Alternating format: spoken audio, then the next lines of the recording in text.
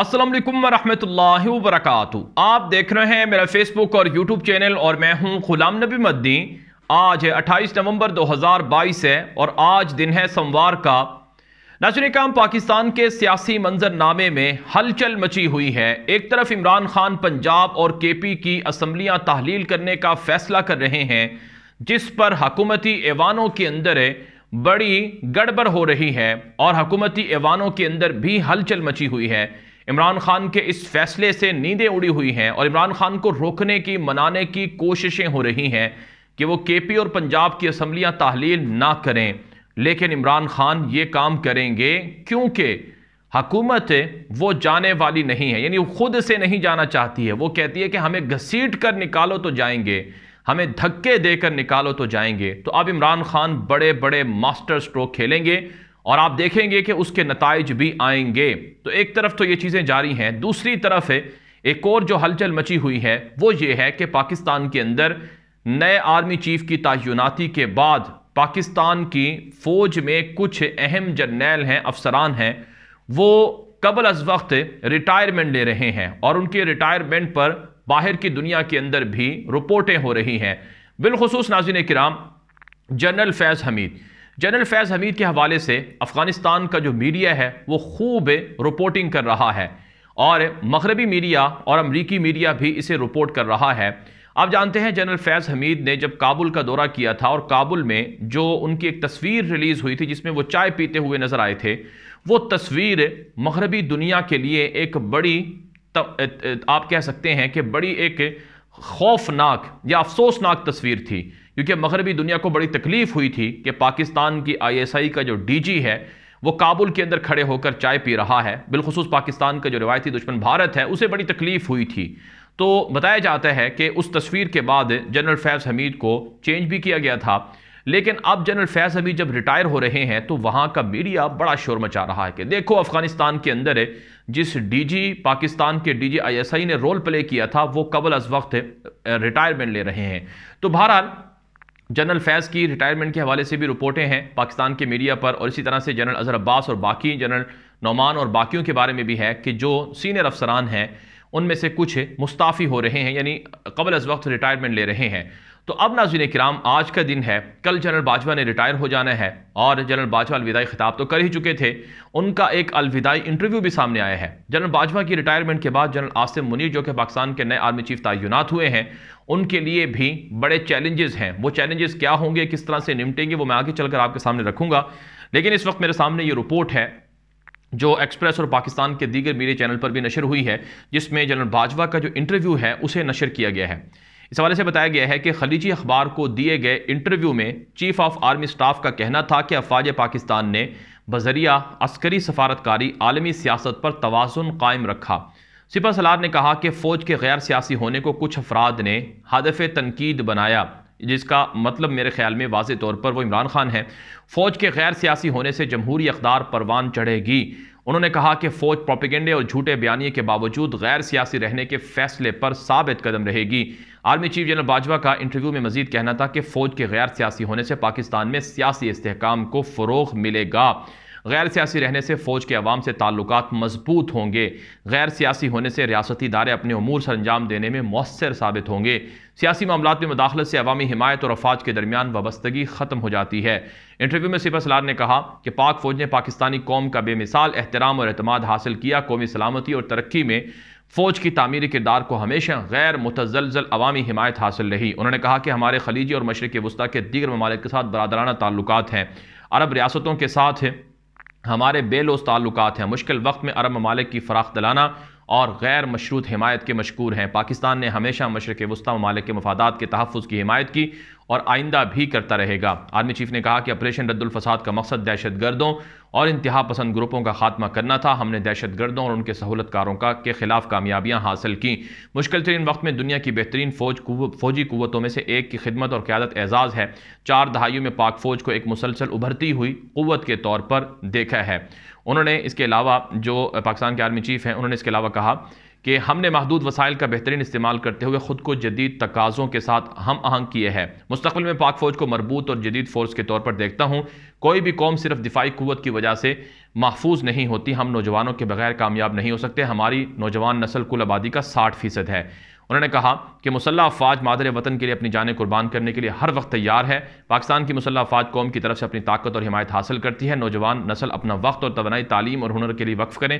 ایمانداری اور بے لوث محنت ترقی پسند معاشرے کی بنیاد ہے۔ نوجوان خود کو تفرقہ انگیز پروپیگنڈے سے محفوظ رکھیں۔ یہ ناظرین کرام ان کے انٹرویو کا جو خلاصہ ہے وہ نشر ہوا ہے، لیکن اس میں جو فوج کا سیاست سے رول ہے اس کے بارے میں انہوں نے کھل کر بات کی ہے کہ فوج سیاست سے اب سیاست سے کنارہ کش رہے گی، یعنی دور رہے گی۔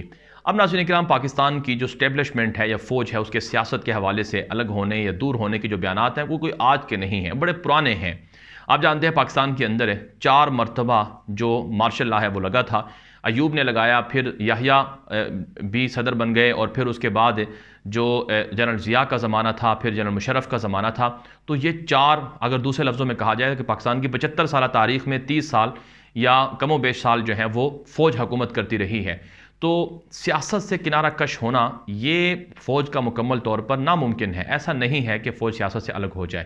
یہ دنیا کی بھی یہ بات میری نہیں ہے، بلکہ دنیا کے بڑے بڑے جو ماہرین ہیں وہ بھی یہ بات کہتے ہیں، اور پاکستان کے مفکرین اور دانشوروں کا بھی یہی خیال ہے۔ تاہم جو کچھ ہو رہا ہے، جو کچھ پچھلے 8 مہینوں سے ہوا یا جو کچھ آئندہ ہوگا اس کا کوئی کسی کو کچھ پتہ نہیں ہے، کیونکہ جنرل عاصم منیر کیا نئے آرمی چیف تعینات ہوں گے، ان کا نیا دور ہے، ان کی نئی پالیسیاں ہوں گی، لیکن ان کے لیے چیلنجز بہت سے زیادہ ہیں، کیونکہ اس وقت پاکستان سیاسی رسہ کشی کے اندر مبتلا ہے۔ اور بدقسمتی سے یہ بڑی بدقسمتی ہے پاکستان کے لیے بھی کہ عوام کا جو فیصلہ ہے اسے تسلیم نہیں کیا جا رہا ہے۔ اگر عوام کے فیصلے کے سامنے تمام ادارے سرنڈر کر دیں تو پاکستان نہ صرف خوشحال ہو جائے، پاکستان کی عوام کے مسائل حل ہو جائیں، بلکہ دنیا کا ایک طاقتور عظیم ملک بن جائے۔ کہنے کے تو ہم دنیا کے 5ویں 6ٹھے ملک ہیں آبادی کے لحاظ سے، اور اسی طرح سے ہمارے پاس دنیا کی بہترین مسلح فوج ہے، اس میں کوئی شک نہیں ہے، اور یہ ایک اللہ کی طرف سے نعمت بھی ہے۔ لیکن عملاً آج ہم ہر ملک سے بھیک مانگتے ہیں، قرضہ مانگتے ہیں، اور آج پاکستان 90% ڈیفالٹ کی طرف پہنچ چکا ہے۔ یہ 90% ڈیفالٹ کیسے ہوا؟ آج پاکستان میں مہنگائی 75 سالہ ریکارڈ کیسے ٹوٹا؟ پاکستان کے اثاثے، پاکستان کے پاس 1 روپیہ بھی اپنا نہیں ہے۔ آپ یہ جان کر حیران ہوں گے کہ $7 بلین کے جو اثاثے ہیں، یعنی $7 ارب کے، ان میں سے $2.5 ارب چائنا کے ہیں، $2.5 ارب سعودی عرب کے ہیں، $2.5 ارب وہ UAE کے ہیں۔ پاکستان کا اپنا کیا ہے؟ اور پھر پاکستان پر $140 ارب کے قرضے ہیں۔ پاکستان کیا کر رہا ہے؟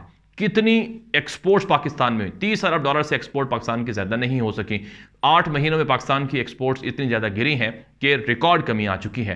تو یہ چیزیں پاکستان نام سے، تقریروں سے، انٹرویو سے، بیانات سے تو پاکستان بہت کچھ ہے، لیکن حقیقتاً عملاً کیا ہے یہ ہم میں سے ہر کوئی جانتا ہے۔ اس لیے ناظرین کرام پاکستان کو آگے بڑھنا ہوگا تو اس کے لیے ضروری ہے کہ تمام ادارے اپنی ڈومین میں رہ کر کام کریں، کوئی ادارہ اپنے ڈومین سے باہر نہ نکلے۔ بدقسمتی یہ ہے کہ آج پاکستان کے اندر دعوے تو بہت ہیں کہ جو ہر ادارہ ہے وہ اپنی ڈومین میں کام کر رہا ہے، یا جس طرح سے ابھی جنرل باجوہ نے بھی کہا اور باقیوں نے بھی کہا کہ کوئی بھی تعلق نہیں ہے سیاست سے، لیکن نہ سیاستدان مخلص ہیں۔ اگر کوئی سیاستدان مخلص ہے تو اسے مجرم بنا دیا گیا ہے، جیسا کہ عمران خان ہے۔ اگر سیاستدان مخلص ہوتے تو نواز شریف پچھلے 3 سالوں سے بےایمانی کر کے لندن میں نہ بیٹھے ہوتے۔ کیا آپ نواز شریف کو سیاستدان سمجھتے ہیں؟ کیا اسے پاکستان سے مخلص سمجھتے ہیں؟ اگر وہ مخلص ہوتے تو اربوں ڈالر کے محلات بنا کر باہر جدادیں نہ بناتے، ان کی جدادیں پاکستان کے اندر ہوتی۔ کیا آصف زرداری کو آپ پاکستان کے لیے مخلص سمجھتے ہیں جس نے دبئی کے اندر اربوں ڈالر کے محلات بنا رکھے ہیں؟ تو ایسے، اور پھر ان سیاستدانوں کی پشت پناہی ہے جن کو لوگ ووٹ ہی نہیں دیتے ہیں، یعنی ان لوگوں کو عوام کا فیصلہ یہ ہے کہ وہ الیکشن کروائیں، عوام جس کو منتخب کرتی ہے بات واضح ہو جائے گی۔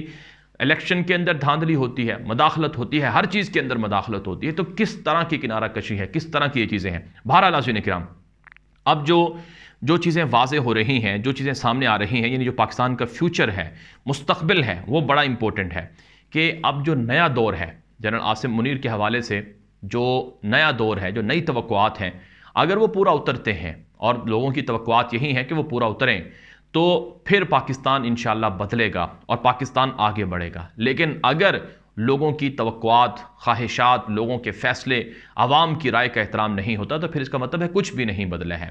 لیکن اب حامد میر جیسے جو صحافی ہیں ان کی جانب سے ایک ٹویٹ کیا گیا ہے، یا حامد میر کے نام سے ایک جو چیز سامنے آئی ہے وہ یہ ہے، اور یہ تو مستقبل کے حوالے سے کچھ اور ہی بات بیان کر رہی ہے۔ مثلا یہ کہا گیا ہے کہ جنرل باجوہ کی ریٹائرمنٹ کے بعد عمران خان کے ساتھ ایک نیا کھیل شروع ہوگا، باجوہ صاحب سے اثاثوں کا حساب مانگنے والوں کو اب اپنا حساب دینا ہوگا، اور یہ حساب کتاب مکمل ہونے کے بعد ہی نئے انتخابات ہوں گے، لیکن شاید ہم خان صاحب کے فیض سے محروم رہیں گے۔ حامد میر نے یہ انکشاف کیا ہے، یعنی عمران خان کو اب ہمیشہ کے لیے نااہل کیا جا رہا ہے، وہ الیکشن نہیں لڑ سکیں گے اور ان کی پارٹی کو بھی توڑا جائے گا۔ تو یہ ایک نیا جو کھیل ہے، پروپیگنڈا ہے، وہ بھی شروع ہو چکے ہیں۔ اس کا مطلب یہ ہے کہ شاید کچھ نہ بدلے، لیکن اگر ایسا ہوگا تو خدا نہ خواستہ پاکستان پھر سری لنکا یا کسی اور طرف نہ جائے۔ یہ ویڈیو عام کر دیں۔ مزید اس طرح کی معلومات اور خبروں کے لیے آپ ہمارا یوٹیوب چینل ہے غلام نبی مدنی، اسے فالو کر لیں، سبسکرائب کر لیں، جبکہ ہمارا فیس بک پیج ہے غلام نبی مدنی آفیشیل، اسے فالو کریں، لائک کریں، جہاں پر آپ کو پاکستان سے متعلق اہم خبریں، تفصیلات دیکھنے کو ملتی ہیں۔ اب تک کے لیے اتنا ہی، اجازت دیجیے۔ السلام علیکم ورحمۃ اللہ وبرکاتہ۔